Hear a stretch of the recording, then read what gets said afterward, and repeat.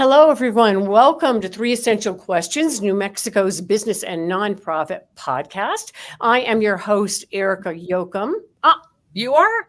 Wait, I'm Erica. I'm so awesome. You're claiming to be me, but you are more awesome than me, Miss Pam.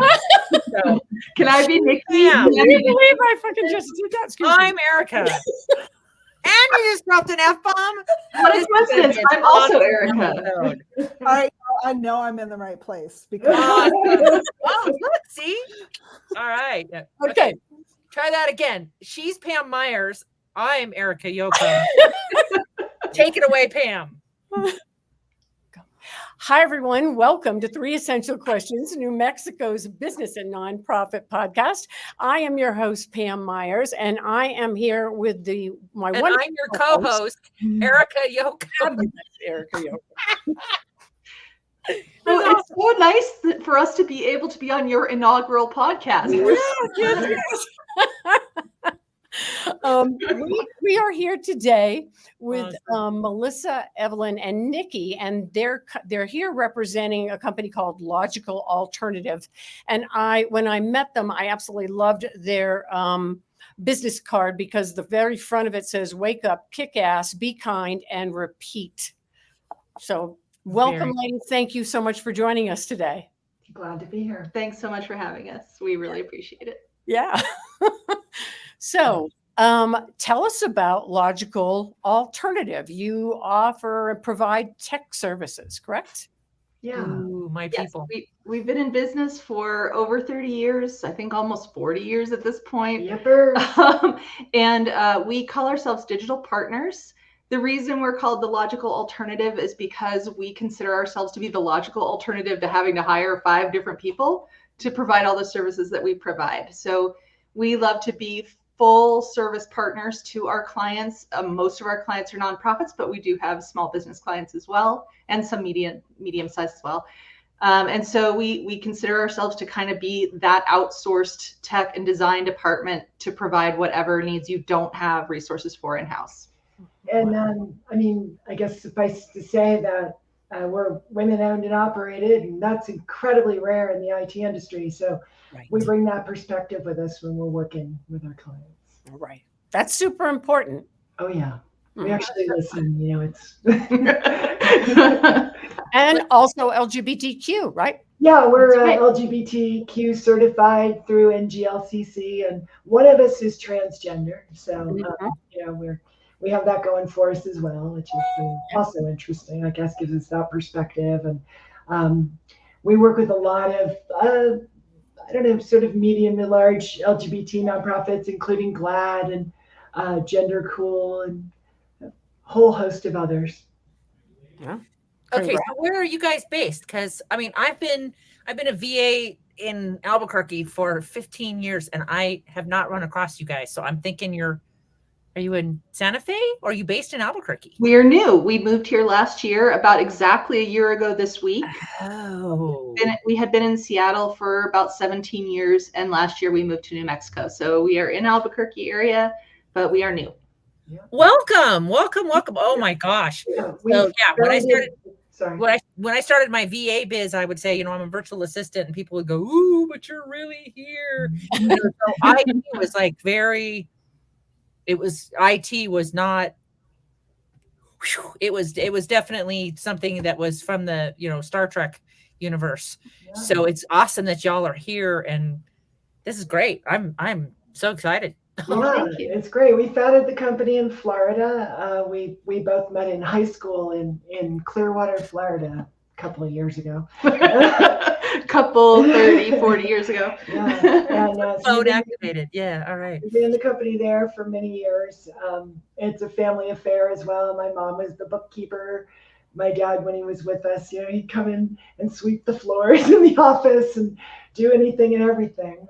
So that was, kind of neat as well. I took a sabbatical from the business back in the mid 90s. I was one of our larger for-profit clients, offered me an opportunity to be their chief information officer. So that was great. I had the opportunity to advise large organizations, but never to lead one. So it was a nice perspective to be on the inside.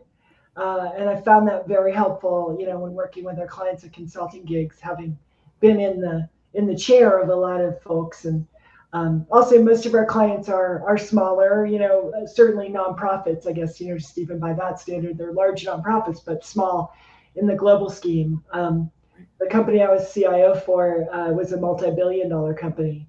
So I really got that experience of working at the large end, or the enterprise end of the scale, as we call it. So it was a cool perspective. Isn't it amazing I always think of Enemy of the State, and they're talking about, big corporations are slow and small corporations can move so quickly. It's, for me, that's been the biggest, because I came from big corporate companies and then went off on my own. And when you're by yourself, you're like, what do you mean I got to do it all? Yeah. Yeah, every last little bit. It was really interesting. The reason that I got that opportunity was because I had that perspective to bring to a large organization that was re-engineering. And Exactly. I had been a vendor to them for many years, and they were like, we really need you to lead all this up. And so they brought me in. It was neat. Yeah. Can you streamline stuff, please? Because it takes us 3 weeks to get from point A to point B with all the paperwork. Yeah. Yeah, we did wild stuff. Scared a lot of people. So I learned a lot about, change management and how scary that can be. Yeah. Wow. Yeah. And now each of you have your own expertise within the business. That's right. Let's talk. I would love to talk about Nikki and how we ended up working together. Nikki was a client, one of our earliest nonprofit clients. She was the ED of an organization that we volunteered with back in around 2017. And Nikki, do you want to talk about how that went?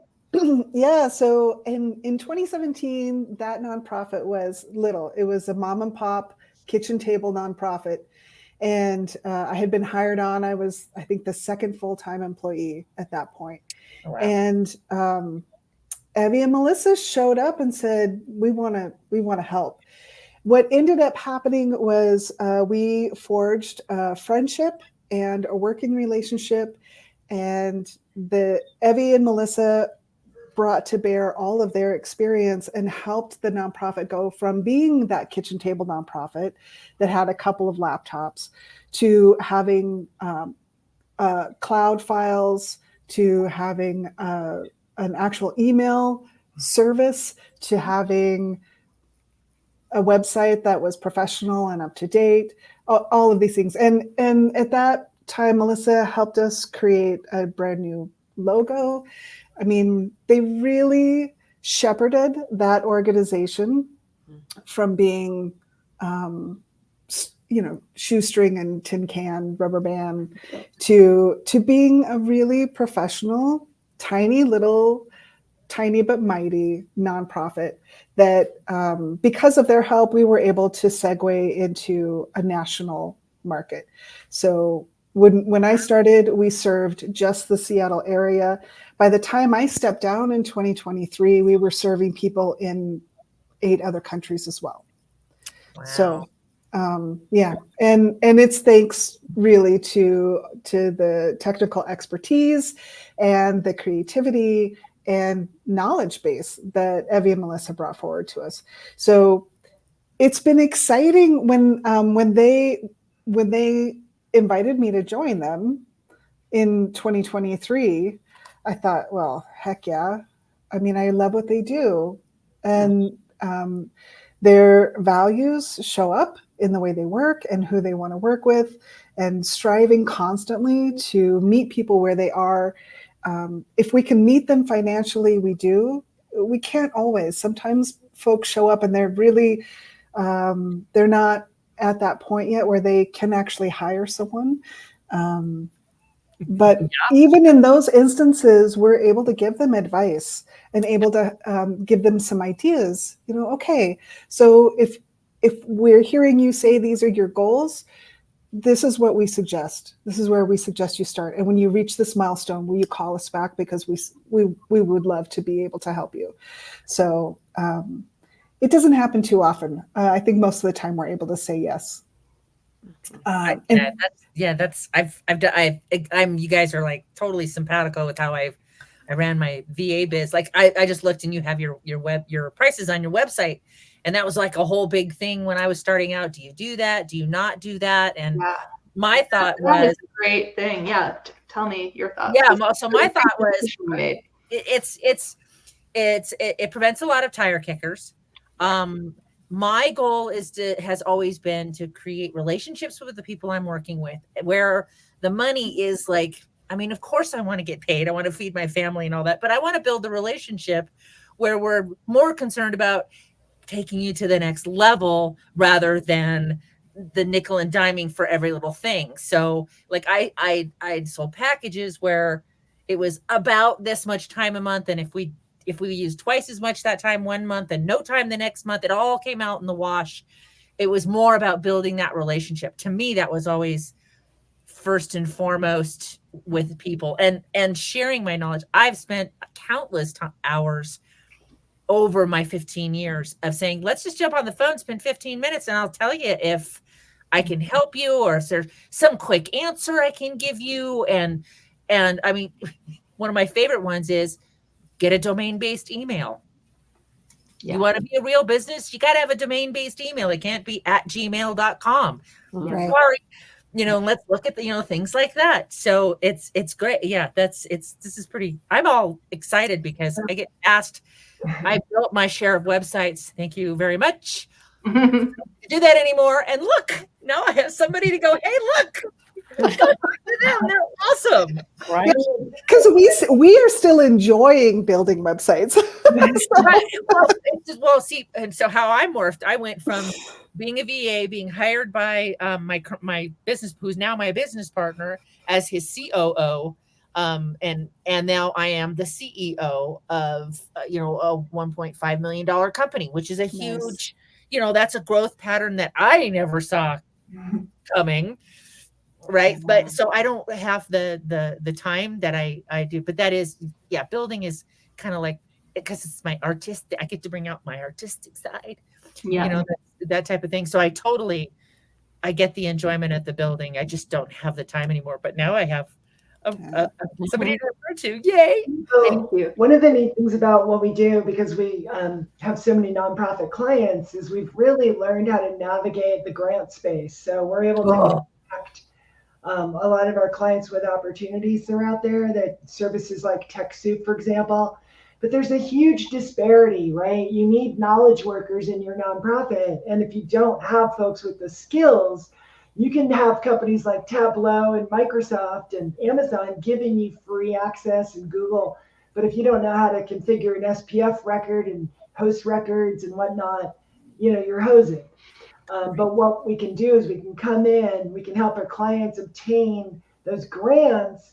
And so they're getting a huge amount of value for really a small amount of time on our part, because we're able to get them, the part that they would have to pay for free. So the only cost is our time in many cases. And we also do offer some grant opportunities of our own. We do a scholarship quarterly where we give $1,000, which is for a small nonprofit enough to really get them, launched. So, well, in theory, we only do one a quarter, but honestly, if anybody asks, we pretty much grant it to them. Got it. But that can be the difference between having a professional looking website and a presence out there in the world and not. And sometimes, that's what they, that's brilliant. And the neat thing is too, we get them started, and then they are successful. We give them all the tools they need, and then when they're successful, then we've got a client for life, and that's our strategy. Exactly. I love it. Clients for over 30 years, like the same client for over 35 years was our oldest. Yeah. That's very cool. That says a lot. Yeah, we're talking CD-ROMs back when that was the thing, and dial-up internet. Back in the day. Oh my God, I feel so old now. my first hard, the portable disc was a 78-inch. It was so big and it was so delicate. Like if you sneezed on it, you lost everything on it. I was trying to explain to my kids the other day about locking your hard drive in your laptop. Remember that? Oh yeah. Actually lock the hard drive, because if you bumped it, and the needle would literally go across your drive. And Auto parking. oh, Lucky 2.0. Oh my So Mel, what do you do for logical alternative? Well, we've been a good partnership, obviously personally for many, many decades, but also we kind of complement each other well, because as you can probably tell from listening to Evie talk, she is the technical half of the partnership. Although I have certainly expanded my technical knowledge over time. But I was a graphic design major. I went to art school. And so we kind of, I bring the communication and visual design part. She brings the technical and security part, and together we fight crime. And then the part that was missing was the people part, which is where Nikki came in. So I think now we've got the triumvirate. Yeah. very cool. So you can really help with every aspect, from starting with the design creation to the implementation of the website, the domains, all of that, and then provide them service throughout. Scale, yeah, cloud architecture, software development. We host and maintain and manage and secure our own servers. We have a lot of LGBT clients, so our security, cybersecurity, is a huge component of what we do. Mm-hmm. In fact, our client with our LGBT client with the largest web presence is GLAD. So the MediaWorks folks. So we actually protect their systems from about, I think the last time I checked, it was about 11,000 attacks per second. Wow. So between DDoS and all sorts of injection attacks and everything else, we've got it really dialed in. I can only imagine. Yeah. Good times. Okay, I gotta ask, how did you wind up in New Mexico? I mean, because this is like going from the rainforest to the desert is a little bit. That is the funniest. Everyone asks that question, and my answer is always, "How long have you got?" Because the number of things that brought us to New Mexico is vast. But it really, as somebody who's not usually been sort of the driving force behind major life decisions in our partnership, this was kind of on me. I was like, we're going, and my parents moved with us. The business moved, and I was just like, we're going. And I think the biggest reason to me is the people. The sense of community was very sadly missing in Seattle, and I put that down a lot to the Seattle economic rat race is so intense that people just don't have time to do anything except for work and make money and worry about money. And so it really, it became obvious, especially in the last few years that we were living there, that and through COVID, that the community was not healthy. And so that was a big part of it. But also, it's nice to see the sun sometimes. Nice to live in a place that's a little bit more affordable. And I'm sure that lots of people are moving here for that reason. Yeah. Plus, we're obviously a same-sex couple, and the community here is phenomenal. There's just, we were welcomed with open arms. And frankly, we're up north of Albuquerque, where, all the old retired folks live, which we hope to be one day.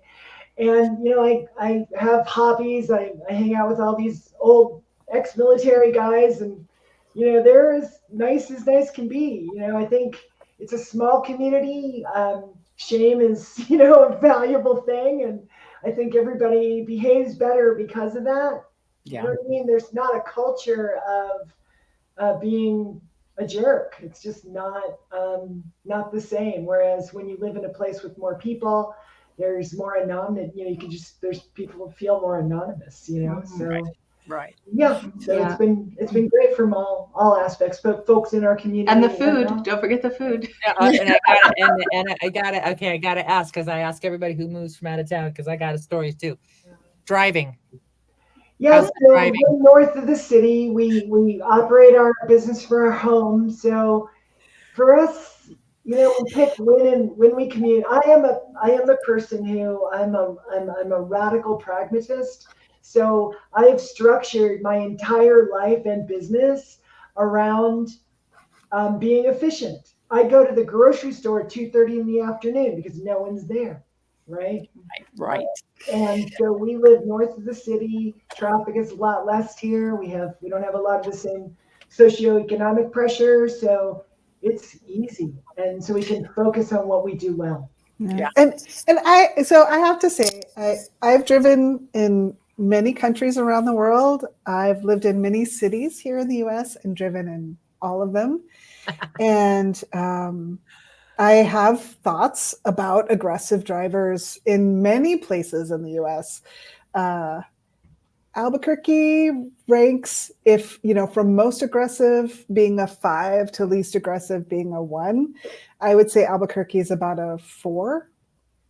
Honestly, the drivers here, there's some quirks. There's some definite quirks. The highways can be like merging. That's the same everywhere, though. I think for me, the biggest thing is don't immediately go when the light turns green. That was the biggest. Like, I heard that before we ever moved here, and it's absolutely 42 true. people are Don't go going to that left-hand turn lane. That left-hand, that green light, it doesn't matter how long, it's going to turn red and people are just going to keep going. Oh, yeah. But I moved here directly from Philadelphia, and I will tell you that it's Philly's got you beat in crazy. So that was pretty bad too. Yes, it was 10. We have the road capacity of the 50s, and there's like, what, 2.5 million people in the metro. It's insane as well. So for here, there's more space. You can just stay away from the jerks. Right. And another important question: red or green? Yes, absolutely. Yes. So Christmas. Yeah. No, it depends on what we're eating, it depends on the place, right? Like you try them both and you figure out what they do best, and then you get that. When I left corporate, I took a sabbatical, and I actually was going to go to Culinary Institute of America. Food is a really important thing to me. Oh, well.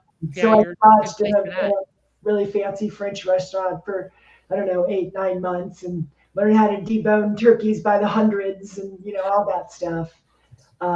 Didn't end up pursuing the culinary degree, but we're very passionate about food and wine. It's what we do in our spare time.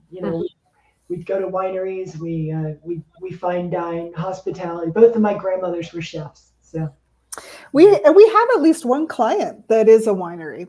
Winery chefs and all sorts of things. Yeah, Melissa designs wine labels for a woman-owned, actually lesbian couple owned winery called Idris Wines in Seattle, in Woodinville. So we were pretty involved out there. I got to make a bunch of wine. I would volunteer and do the punch down and harvest and bottling and all that stuff. That's very cool. Yeah. We're very passionate about wine. Done a lot of tasting all over the world. That's like when we go on vacation, what we do.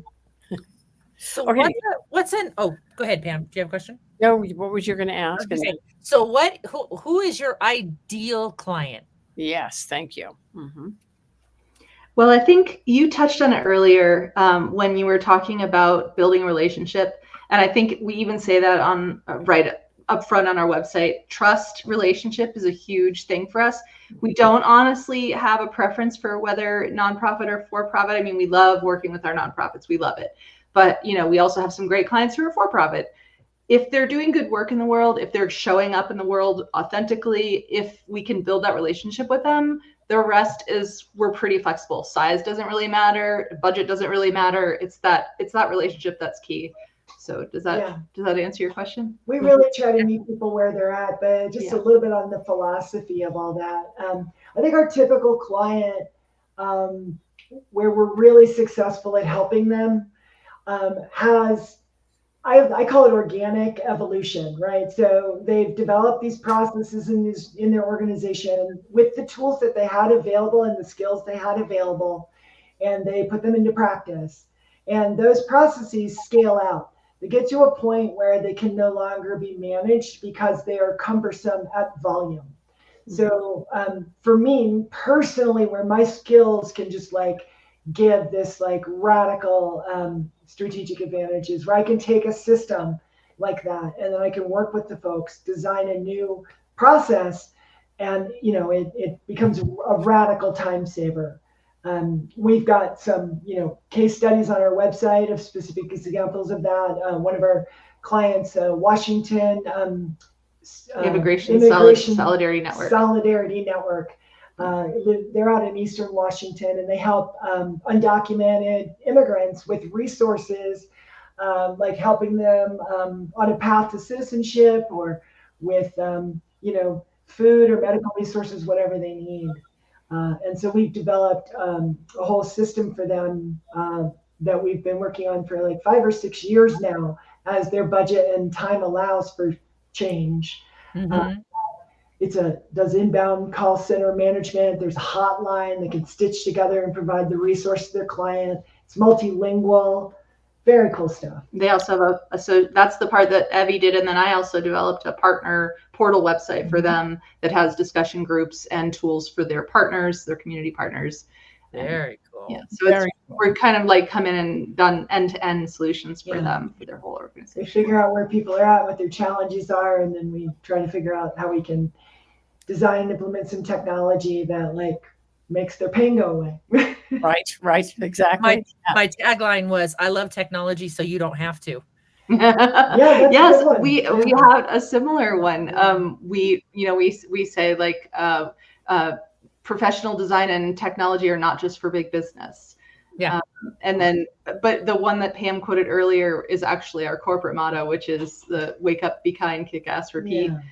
Because not only is it what we want to do, it's the clients that we're looking for. We're looking for the people who are doing that, and we want to help them do that. So it's both our motivator and our theme.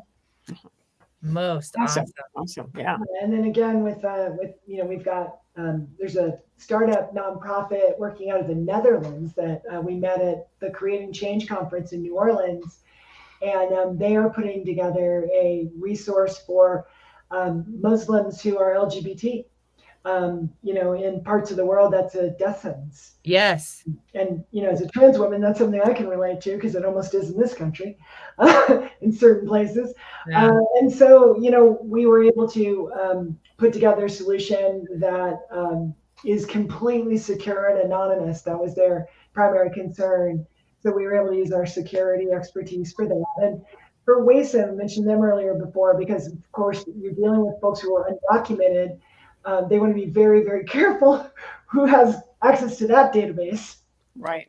So we're, we secure the heck out of that stuff too. So. Awesome. Very cool. Well, I am so glad to meet you guys. This is like awesome. Yeah. Yay. Welcome to Mexico. Yeah, it's really been, it's a neat opportunity. And yeah, thank you. Oh, yeah. We're really excited too that it just happens that he arrived in the year when the LGBT summit happened for the first time in years. We felt like that was very good timing on our part. Yeah. We really right? Yeah. A lot about the challenges and the organizations that are meeting those challenges in New Mexico, which was kind of our goal. So meeting Pam was a huge bonus that we did not expect. Yeah, and Seattle and Albuquerque are both sanctuary cities, right? So it's really important because there's so many folks who are moving to this community who are, they're threatened and they're dealing with the trauma of like their community being yanked out from under them. So we want to help with that. That is super important to us. And we are looking for local resources for nonprofits that are providing those resources to the community to try to really help them out. The Transgender Resource Community Center here. Mm-hmm. They're folks that they're a organization to whom we give a percentage of our profits. That kind of thing is near and dear to our heart. Well, I want to brag on Pam for a moment, because she's like amazing in the community. I'm a strong ally, but this woman has done. I've seen countless hours and hard work and community building, and she's like at every freaking event. I'm telling you, if there is an event to be at, that it's important that she be there, she is there, and she's awesome. And she's also sometimes even wearing a tutu. That's how I met her. We were at an event together. She showed up wearing cowboy boots and a tutu, and I went, I have got to know that woman right there. Yeah, yes. I walked over and I was like, what is all of this? And we've been friends ever since. She's just amazing. She's a walking resource for the community. So thank you. Thank you. So how do people find you Yeah. Yes. Well, typically on our website is pretty much everything you would need to find us. We are fairly active on LinkedIn as well, but that link is on our website. So logalt.net or logicalalternative.org will also get you to our website. We have several, but logalt.net is Too the many short notes. Yeah. Yeah. Drop an email, or heavens forbid, give us a phone call. Nobody does that. And we've been trying to attend as many events locally as we can too. So look for us at the barbecues and the summits and whatever else is happening. Awesome. Awesome. Thank you so much for being a guest on the podcast today. Our absolute pleasure. Thank you so much for asking us. Very Yeah. flattering. We Thank you, appreciate it. Pam. We really appreciate everything everyone in this community is doing to lift the boats, to lift all the gay boats. Right. Yes, and that's the goal. Keep it community, and we all support each other. So thank you again so much for being here. Our Thank pleasure. you. It was so nice to meet you too. Bye. Bye.